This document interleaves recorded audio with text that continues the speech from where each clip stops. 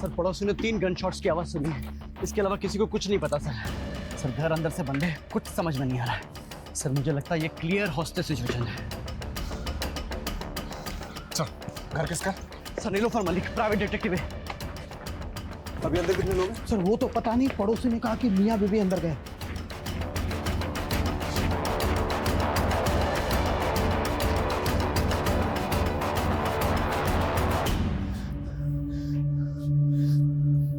Jacket का bullet proof? Sir पता नहीं था यहाँ जरूरत पड़ेगी, लेकिन मंगवाई है। उसका टाइम नहीं है हमारे पास, इंटरलॉक तोड़ना पड़ेगा।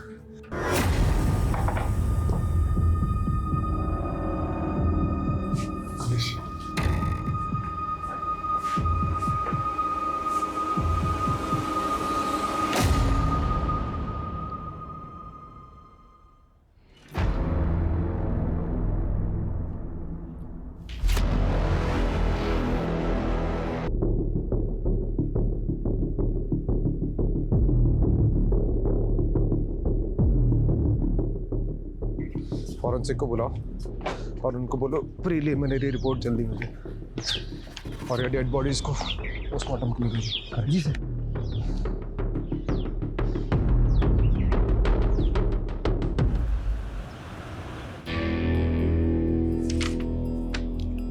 अजय, प्रिलिमिनरी फॉरेंसिक रिपोर्ट के हिसाब से क्राइम सीन पे कोई भी अननोन फिंगरप्रिंट्स नहीं मिले। गन के ट्रिगर पे भी जो फिंगरप्रिंट है वो बलराम के है। इसका मतलब साफ है कि बलराम ने नीलोफर को शूट किया and then he shot himself. क्या सोच रहा है? अगर ऐसा ही हुआ है तो बलराम ने खुद को मारने से पहले ये क्यों बोला कि वो अपनी बीवी को बचा नहीं पाया? हाजी, हम सोचते हैं कि मरने वाला कभी झूठ नहीं बोलता, लेकिन यहाँ सबूत सच बोल रहे हैं। हस्बैंड वाइफ के बीच में जो भी कुछ हुआ, उसके बाद हस्बैंड ने वाइफ को मारा और फिर जेल जाने के डर से या फिर गिल्ट की वजह से उसने अपने आप को गोली मारी। आई फील ये ओपन एंड शट केस है राजू। लेकिन मर्डर वेपन एक पिस्टल है, वो कहाँ से आया, उसके सोर्स की प्रोफाइलिंग तो करनी पड़ेगी ना। राजीव, मारने वाला पिस्टल कहीं से भी अरेंज कर सकता है, और इस पॉइंट को अंडर कंसिडरेशन रखकर भी हम केस को क्लोज कर सकते हैं ना। देख, इस पे इतनी एनर्जी वेस्ट मत कर। एक काम कर, पोस्टमार्टम के बाद उन दोनों के रिलेटिव्स को ढूंढो, उनकी बॉडीज हैंड ओवर कर दो, and that will be all.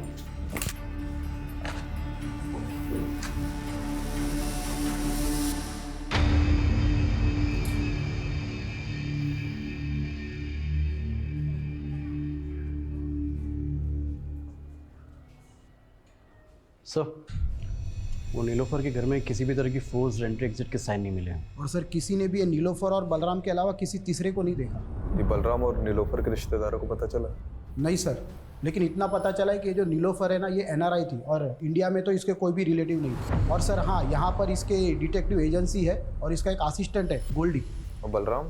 Sir Balram को तो यहाँ के लोग पिछले 1 साल से ही जानते हैं, क्योंकि ये बलराम ने नीलोफर के साथ पिछले 1 साल पहले ही शादी की थी और नीलोफर के घर में ही रह रहा था। बाकी की फॉर्मेलिटीज लोकल पुलिस कर लेगी। दोस्तों जी अपने पुराने केस में लगते हैं। जी सर। अपने बंदे को नहीं बचा पाया। ये बलराम की बातें मेरे दिमाग में अभी तक गूंज रही है। हमारे नीलोफर के घर में घुसने के पहले जो कुछ भी हुआ होगा वो बहुत बड़ा सवाल है। हमें नीलोफर और बलराम के बारे में पता करना चाहिए, हो सकता है कुछ जवाब मिल जाए। क्या नाम बताया था असिस्टेंट का? गोल्डी। नीलोफर के साथ कब से काम कर रहा था? सर तकरीबन 5 साल से। हमने सुना नीलोफर एनआरआई थी। हाँ सर, अमेरिका से। एक्चुअली उन्होंने वहाँ पे एक डिटेक्टिव के साथ काम किया था। अपने पेरेंट्स की डेथ के बाद वो इंडिया आ गई थी और उन्होंने अपनी एजेंसी यहीं खोल ली थी। और ये बलराम, इसके बारे में क्या क्या जानते हैं? सर बलराम सर मस्त किस्म के इंसान थे और वो अपने आप को आज़ाद मुसाफिर कहते थे। तो मुसाफिरों के ठिकाने भी तो होते हैं। कहाँ का रहने वाला था ये? सर हरियाणा में किसी जगह के थे। और काम क्या करता था? सर वो हमारी एजेंसी में काम करते थे। वो बलराम डिटेक्टिव था? सर वैसे तो वो एनआरपीएफ में थे। एक्चुअली नीलोफर मैम को अपना काम एक्सपेंड करना था और वो उसके लिए एक ऐसा इंसान चाहती थी जो जोखिम उठा सके। अब सर एक्स सर्विसमैन से बेस्ट तो कौन ही होगा, इसीलिए उन्होंने बलराम सर को अपॉइंट किया। लेकिन क्या इंस्ट्रक्शन दिया था तुमको बलराम? जोशी का पीछा करना था ना, और तुम उसी के साथ हाथापाई करके आ गए। अरे पीछा ही कर रहा था मैं जोशी की कार का। उसने अचानक कार में ब्रेक मारी, मेरी बाइक टकरा गई। साली की बैकलाइट क्या फूटी, थप्पड़ मार दिया उसने मुझे, तो मैं क्या करता? अरे तुम्हारी इसी बेवकूफी की वजह से जोशी को पता चल गया कि मेरा क्लाइंट उसकी जासूसी करा रहा है। तुम छोड़ो ये जासूसी, एक बाउंसर की नौकरी ढूंढ लो। वही सूट करती है तुमको। और तभी उनका प्रोफेशनल एसोसिएशन खत्म हो गया। लेकिन सर इतने डिफरेंसेस के बावजूद भी उन दोनों में प्यार हुआ। और सर पिछले ही साल उन्होंने शादी भी की थी। एक बात बता कि बलराम नीलोफर को मार सकता है? सर मुझे नहीं लगता। तो कौन मार सकता है नीलोफर को? कीर्ति, तुम्हारा होने वाला हस्बैंड एक फ्रॉड है। जेकब से ज्यादा मुझे तुम पर गुस्सा आ रहा है और इसे ना मैं कभी भूलूंगी नहीं।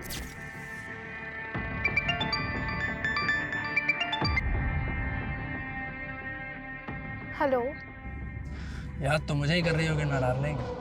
कमीने, तू हिम्मत है तो सामने आके बात कर, नंबर बदल के कॉल मत कर। अरे हम जरूर मिलेंगे। मैं भी उन मोमेंट्स को भूल नहीं पा रहा हूँ जब हम शादी से पहले एक हो गए थे। क्या दिन थे, जानती है? वो सब मैंने रिकॉर्ड कर रखा है। मैं सोच भी नहीं सकती तू इतना गिरा हुआ निकल सकता है। तू मेरे सामने होता ना तो I would have killed you. ओहो, मेरी बेबी को गुस्सा आ रहा है, बहुत गुस्सा आ रहा है। हाँ? मुझे भी आया था उस डिटेक्टिव पे जब वो कबाब में हड्डी बन गई थी, पर अब मेरा गुस्सा शांत हो गया। May your friend Nilofar rest in piece.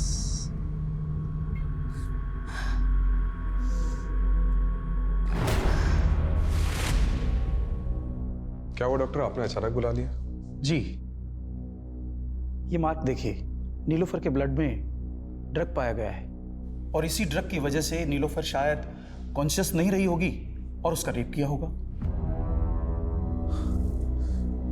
तो ये रेपिस्ट का डीएनए क्या बलराम के डीएनए से मैच करता है? नीलोफर की बॉडी पे रेपिस्ट का डीएनए मिला ही नहीं। शायद रेपिस्ट ने कॉन्डोम यूज किया हो।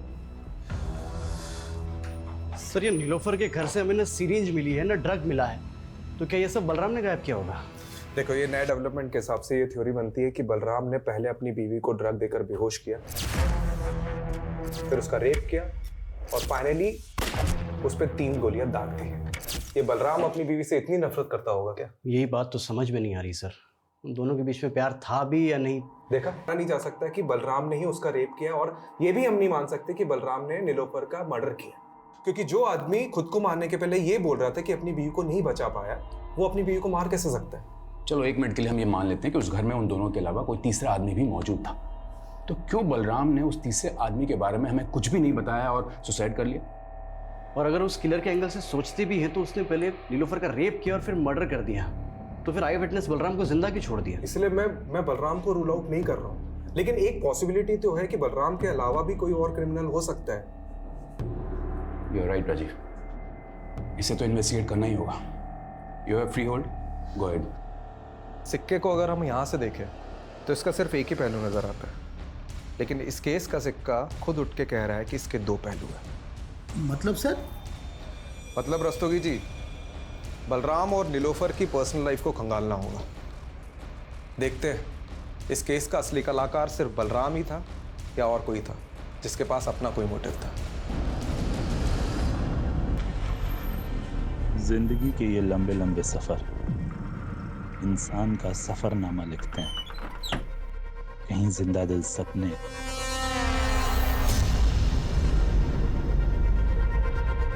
तो कहीं मौत के अफसाने मिलते हैं।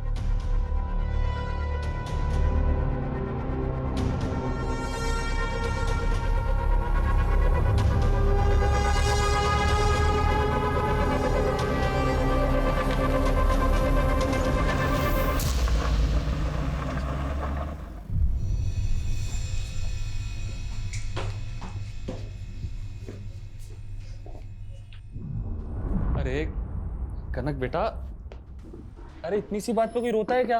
हाँ, रोते नहीं है बेटा। ये देखो मैं तुम्हारे लिए क्या लेके आया। देखो, ये गोलू मोलू सा गुड्डा, अब हम दोनों इससे खेलेंगे। ये पसंद नहीं आया? ठीक है, तो मैं तुम्हें दूसरे खिलौने दिला दूं। कनक, क्या हुआ बेटा? अरे सरगुन दीदी, आप इंटरव्यू के लिए चली गई, ये बेचारी डर गई। पर जॉब भी तो जरूरी है ना हरीश। अरे कहाँ, आप ये जॉब वॉब के चक्कर में पड़ी हुई है दीदी। एक काम करता हूँ, आपका जो घर है बहुत प्राइम लोकेशन पे, इसको गिरवा के 4 माले बनवा देता हूँ और आराम से बैठ के किराया खाना और मेरी लागत चुकाते रहना। पर हरीश, इसमें तो लाखों रुपए लगेंगे, इतना पैसा मैं कहाँ से चुकाऊंगी? उसकी टेंशन आप मत लो। आप एक काम करना, इसमें से एक माला मुझे दे देना, बीच वाला माला मैं रख लूंगा, और आप ये जॉब वॉब का चक्कर छोड़ दो। सर, नीलोफर की कार पे फास्टैग लगा हुआ था। मैंने उसकी ट्रांजैक्शन डिटेल्स निकलवाई तो एक इंटरेस्टिंग बात सामने आई है। मर्डर वाले दिन नीलोफर ने सुबह 7 बजे ग्रेटर नोएडा टोल नाका क्रॉस किया था। सर उस दिन यूपी से दिल्ली आई थी। यूपी में कहाँ गई थी वो? सर इसका जवाब तो गोल्डी के पास भी नहीं है, लेकिन हमने नीलोफर का फ़ोन अनलॉक करवाया तो कॉल हिस्ट्री के मुताबिक मर्डर वाले दिन नीलोफर की बात किसी कीर्ति सागर से हुई थी। तो ये कीर्ति सागर से मिलो। और क्राइम सीन पे नीलोफर के फ़ोन के अलावा लैपटॉप भी था ना, तो उसे भी तो देखो। मैं तब तक NRPF जाकर बलराम के बारे में पता करता हूँ, और तुम लोग नीलोफर और बलराम इससे जुड़े एक एक इंसान की प्रोफाइलिंग करो। बलराम सरी 2009 तक NRPF में ही काम कर रहा था, फिर उसे बर्खास्त कर दिया गया। क्यों? उस पर अटेम्प्ट टू मर्डर का चार्ज लगा था। Attempt to murder? जी, 7 साल की कैद भी हुई थी उसे। 2009 से 7 साल, मतलब 2016 तक तो वो जेल में ही रहा होगा। ये किसका मर्डर करने की कोशिश की थी उसने? विक्रांत सिसोदिया का, वो उसका कलीग था। बहुत दिनों बाद आ रहा है ना शादी से। विक्रांत! बलराम क्या कर रहा है ये?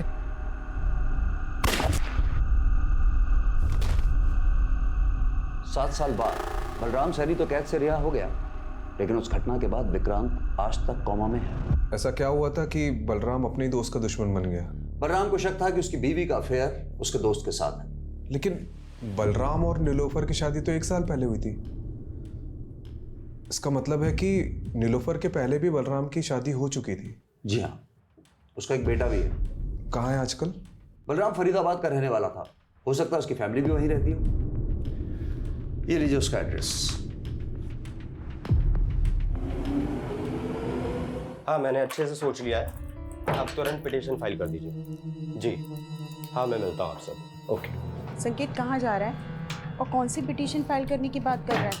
अपने बाप की चिता तो नहीं जला पाऊंगा, तो सोचा कुछ ऐसा करूं जिससे मेरी भी आंखें खुल जाएं और आपकी भी। संकेत साफ साफ बोल, पहेलियां मत बुझा। पहेलियां ही सुलझा रहा हूं माँ, पहेली सुलझ जाएगी तो बात करेंगे। संकेत, संकेत कहाँ जा रहा है? सर ये बलराम का कैरेक्टर कुछ समझ में नहीं आ रहा है। ऊपर से उसकी पहली बीवी और एक लड़का, अजीब है दोनों। अब इस कांड के बारे में पता तो चल ही गया होगा, उसके बावजूद ना तो सामने आए ना ही बॉडी क्लेम करने आए। लेकिन मैं तो ये समझने की कोशिश कर रहा हूँ कि नीलोफर ने एक ऐसे आदमी से शादी क्यों की जिसका क्रिमिनल बैकग्राउंड था। मुझे एक बात का ताज्जुब हो रहा है। एक तरफ नीलोफर ने आपको एक गलत इंसान से शादी करने से रोका, दूसरी तरफ खुद नीलोफर ने बलराम से शादी की, जो कि अटेम्प्ट टू मर्डर में अंदर हुआ था। यह हमें आज ही पता चला है। इस बारे में मुझे कुछ नहीं पता, पर हाँ, नीलोफर ने मुझे ये जरूर बताया था कि बलराम पहले शादी कर चुका था, और मैंने भी उससे मजाक मजाक में पूछ लिया कि उसने बलराम में ऐसा क्या देखा। कुछ मत पूछ यार, बलराम में पतियों वाली कोई क्वालिटी नहीं है यार, और काम तो उसे करना ही नहीं आता है, और पैसा उसके पास है नहीं। तो तुझे उसमें पसंद क्या है? उसकी शेरो शायरी? वो तो है। कीर्ति, उसकी बेस्ट बात पता है क्या है? वो मेरे लिए किसी की भी जान ले सकता है, और ये सोच के ना बहुत सिक्योर फील होता है। क्या ये बलराम नीलोफर की जान ले सकता है? नहीं, उन दोनों में झगड़ा जरूर होता था, but they both loved each other. आपकी दोस्त ने कभी ऐसा कोई हिंट दिया कि उसे किसी से खतरा है या कोई उसे नुकसान पहुंचा सकता है? नहीं, ऐसा कभी कुछ नहीं बताया। पर हाँ, उस दिन नीलोफर ने गोल्डी को बहुत डांटा था, क्योंकि गोल्डी ने जेकब का बैकग्राउंड चेक करने में गलती कर दी थी।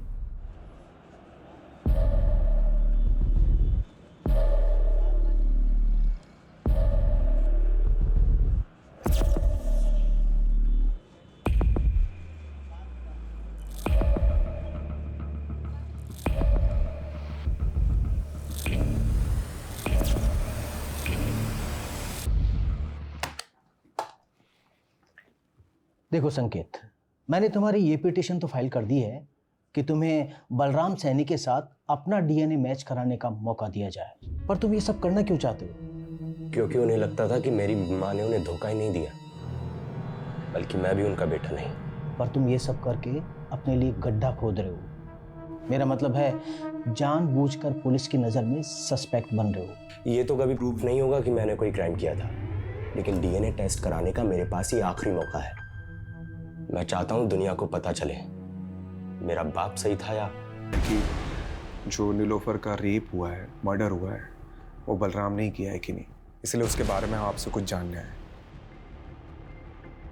देखिए, हमें पता चला है कि आपके लिए बलराम ने किसी की जान लेने की कोशिश की थी और उसकी वजह ये थी कि आपका किसी के साथ मेरा किसी के साथ कुछ नहीं था। उल्टा वो बलराम ही गुस्से वाला था। उसको जब भी गुस्सा आता वो मुझ पर हाथ उठाता था। इतना सब होने के बाद भी जब वो जेल से वापस आया, मैंने सब कुछ ठीक करने की कोशिश की, लेकिन वो मुझे कभी समझ ही नहीं पाया।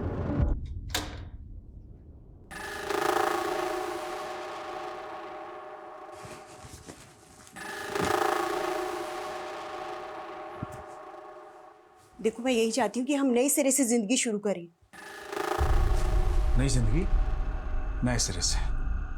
विक्रांत के बाद कोई नया यार मिला क्या? बोलना, कोई नया यार मिला क्या? जेल जाके भी तुम्हारे दिमाग से कचरा नहीं निकला ना? अरे कैसे समझाऊं, तुम्हें गलतफहमी हुई थी। चुप, बिल्कुल चुप। मुझे कोई गलतफहमी नहीं हुई है। याद कर, सैकड़ों दुआएं मांग रहे थे हम लोग कि हम लोग को एक बच्चा हो जाए, लेकिन बच्चा पैदा नहीं हो रहा था। और अचानक एक दिन तुम बोली कि तुम प्रेग्नेंट हो गई, और जब तुमने कहा कि वो मेरा ही बच्चा है, मैं बेवकूफ मान गया। मेरी आंखें खुल गई हैं। ये संकेत उसी कमीने का खून है ना, विक्रांत का? उसकी वजह से मैं अपने बेटे के आगे शर्मिंदा हुई। जो गलतफहमी एक बार बाप बेटे ने पाल ली, वो दूर नहीं होती। आप नीलोफर से कभी मिली थी? सच बताना। हाँ, मिली थी, लेकिन उसी की भलाई के लिए मिली थी। ऐसी कौन सी भलाई की आपने? सुना था कामयाब औरतों के सपने भी कामयाब होते हैं। फिर तुमने एक नाकामयाब आदमी से रिश्ता कैसे जोड़ लिया? नाकाम तो आपका रिश्ता रहा है। बलराम को तो धोखा दिया था ना आपने। बड़ी जल्दी उसकी बातों में आ गई। ये भी भूल गई कि वो 7 साल जेल रह के आया है। डूबती कश्ती में पांव रखा है तुमने। डूबने से पहले उतर जाओ तो अच्छा है। मैंने तो उसकी सलामती ही चाहिए थी, लेकिन जब अपनी किस्मत नहीं बदल पाई तो उसकी क्या बदलती। आपको शक होगा ही कि कांड बलराम ने किया या नहीं, लेकिन मुझे पूरा यकीन है कि बलराम ने पहले नीलोफर को मारा, बाद में खुदकुशी की। आखिर उसके पाप का घड़ा भर ही गया था। कैसी लगी कनक? अच्छी है ना? चल तू जल्दी से जा और जाकर के पहन के दिखा। क्या बात है दीदी, कनक के लिए नई ड्रेस? लगता है दिल्ली में जो इंटरव्यू दिया था वो पास कर लिया है। वो तो बिल्कुल बेकार गया, लेकिन हाँ, कोडियागंज में मुझे एक जॉब मिल रही है। सोच रही हूँ कनक के साथ जाके वहीं शिफ्ट हो जाए। शिफ्ट कर रही हो? तो फिर इस घर का क्या करना है? आप बोलो तो बिकवा दूँ। तू मेरा घर बेचने पर क्यों तुला है? मतलब आप कोडियागंज चली जाएंगी और पीछे से इस घर पे किसी ने कब्जा कर लिया तो? कमलेश, ये बलराम का कैरेक्टर कुछ समझ में नहीं आ रहा है। मतलब उसे सस्पेक्ट मानो या विक्टिम, पता नहीं। अच्छा, ये तीसरे आदमी की थ्योरी से कुछ हाथ लगा? सर, ये नीलोफर का लैपटॉप ऑन किया है मैंने। इसमें सर ये जैकब की कुछ फोटोज मिले हैं। सर, ये तो पहुंचा हुआ अपराधी है, कई स्टेट्स में मोस्ट वांटेड है। इसके ऊपर तो सर धोखाधड़ी और अटेम्प्ट टू मर्डर जैसे चार्जेस हैं।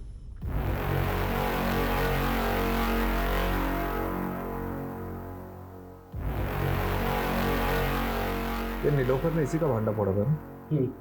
कहीं इसने तो कांड नहीं किया? ये फोटोज देख, ये कैसी फोटोज है?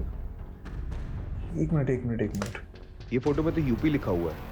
मतलब ये फोटो यूपी में किसी एरिया की है, और मर्डर वाले दिन नीलोफर यूपी से दिल्ली आ रही थी। उसकी फास्टैग की ट्रांजैक्शन डिटेल्स के हिसाब से वो यूपी काफ़ी आ जा रही थी, लेकिन अभी तक ये पता नहीं चला है कि यूपी में जा कर रही थी। ठीक है, इसे गोल्डी को दिखाता, हो सकता है वो किसी केस में काम कर रही है। और नीलोफर के पुराने केसेस भी चेक करो। ठीक है।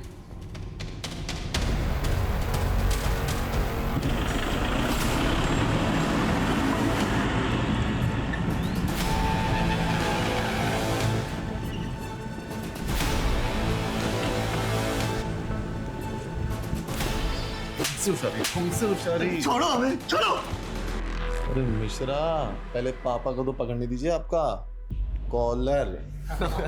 अरे तुम्हारे बाप की उम्र का है मिश्रा, क्या पकड़ो पकड़ो लगा रखा है। भुजंगर ये तुम ठीक नहीं कर रहे हो। तुम्हें और तुम्हारे बेटे को हम किडनैपिंग के चार्ज में अंदर करवा देंगे। सिर्फ किडनैपिंग? अरे मर्डर भी हो सकता है तुम्हारा। और अगर बचना चाहता है ना तो ये बता